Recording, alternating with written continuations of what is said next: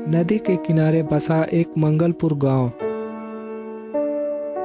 जहां कई सारे मछुआरे रहते थे। उनकी रोजी रोटी यह थी कि समुद्र के किनारे से मछलियां पकड़कर बाजार में बेचते थे। सालों से मंगलपुर गांव के लोग यही धंधा करते थे। लेकिन एक दिन दो दोस्त रात को मछली पकड़ने के लिए जाते हैं। भाई, आज सुबह को अच्छी मछली नहीं मिली, जिससे हमें बाजार में मुनाफा नहीं हुआ। हाँ भाई, तुम सही कह रहे हो। आज रात को हम ढेर सारी मछलियाँ पकड़ के कल सुबह उन्हें बाजार में बेचेंगे और कल से ज़्यादा मुनाफा कमाएंगे। तभी उन दोनों को एक काली परछाई नजर आती है। दोनों बहुत डर जाते हैं। मोनू जैसे ही आगे बढ़ता है, काली परछाई के साथ गायब हो जाता है।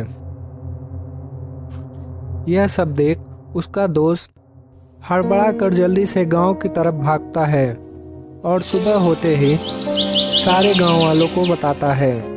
सभी गांव वाले मोनू को ढूंढने लगते हैं, लेकिन मोनू कहीं नजर नहीं आता। कुछ दिन ऐसे ही बीत जाते हैं। अब तक मोनू का कोई पता नहीं चला।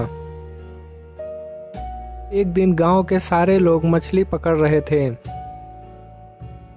शाम के 5 बज रहे थे। सारे लोग अपना अपना सामान लेकर घर लौट रहे थे। एक बूढ़ा आदमी वहां अकेले रुक जाता है, क्योंकि उसे एक भी मछली नहीं मिली थी। वह सोचता है कि मैं थोड़ी देर और रुककर थोड़ी और मछलियां पकड़ लेता हूँ। इसीलिए वह वहां रुका रहा। काफी देर हो चुकी थी।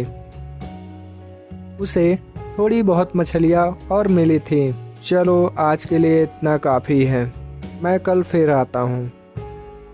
जैसे ही वह घर जाने के लिए पीछे मुड़ता है, तभी वह देखता है कि उसके सामने एक काली परछाई खड़ी है। मछुआरा डर जाता है।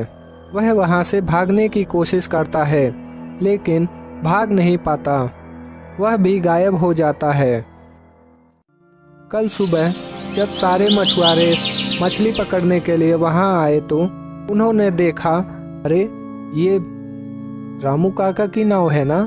हाँ, ये रामू काका की ही नाव है। लेकिन रामू काका तो आज घर नहीं आए। क्या? हाँ, कल हम घर आ रहे थे तो वो वहीं पर रुके थे। उन्होंने कहा कि मैं थोड़ी और मछलियाँ पकड़ के घर आता हूँ, तो हम सब भी घर चले गए थे। तो इसका मतलब रामू काका घर नहीं पहुँचे। यह बात पूरे गांव में फैल गई। अब गांव के सरपंच ने यह फैसला लिया कि शाम 5 बजे के बाद नदी के तट पर कोई नहीं जाएगा। सभी ने इस फैसले को स्वीकार किया, लेकिन एक रामू नाम के लड़के को यह जिज्ञासा खाई जा रही थी कि आखिर गांव के सारे लोग कहां जा रहे हैं, इसके पीछे किसका हाथ है।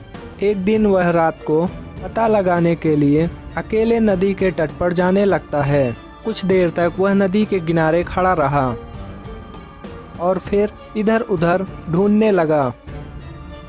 उसे कुछ समझ नहीं आ रहा था। तभी उसने एक काली परछाई को देखा और वह बिना डरे आगे बढ़ने लगा।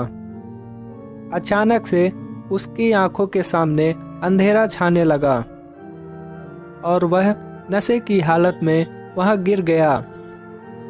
उसे महसूस हुआ कि उसका पैर कोई खींचकर नदी के किनारे ले जा रहा है। सुबह होती है और रामू की आंख खुलती है। रामू देखता है कि उसे एक गुफा में कैद करके रखा गया है। रामू यह सब देखकर घबरा जाता है। तभी रामू को कुछ आवाजें सुनाई देती है। भाई, हमने गांव वालों को इतना बेवकूफ़ बना दिया है कि गांव वाले तो 5 बजे के बाद नदी के तट पर आते ही नहीं हैं। हाँ, तुम सही कह रहे हो, बेवकूफ़ गांव वाले। इससे हमें कितना फ़ायदा होता है।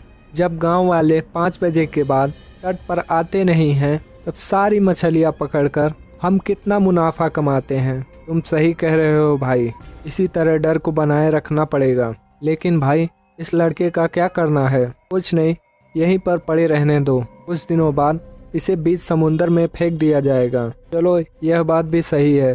चलो, हम सब चलते हैं। गांव वालों का आने का समय भी हो चुका है। ठीक है भाई, चलो। सब वहाँ से चले जाते हैं। रामू यह सब सुनकर दंग रह जाता है। वह किसी तरह अपने आप को आज़ाद कर लेता है।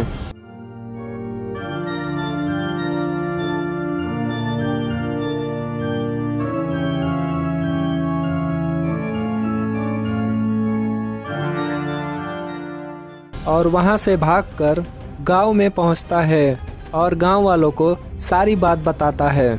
यह सब सुनकर गांव वाले भड़क जाते हैं। तभी गांव का मुखिया कहता है, इस तरह भड़कने से कुछ नहीं होगा, हमें भी उन्हें रंगे हाथों पकड़ना होगा। सारे गांव वाले मुखिया के बात से सहमत हो जाते हैं। अब शाम के 5 बजे थे। सारे गांव वाले पेड़ के पीछे छिपे हुए थे और जैसे ही अंधेरा होता है वैसे 2 लड़के टहलने जाते हैं। तभी उन्हें एक काली परछाई दिखाई देती है। जैसे ही काली परछाई आगे बढ़ती है, सारे गांव वाले मिलकर उसे पकड़ लेते हैं। सभी लोग यह देखते हैं कि उस काली परछाई के भेष में 2 इंसान छिपे हुए थे। सारे गांव वाले उन्हें बहुत मारते हैं और पुलिस के हवाले कर देते हैं। अब से गांव का एक भी इंसान गायब नहीं होता है।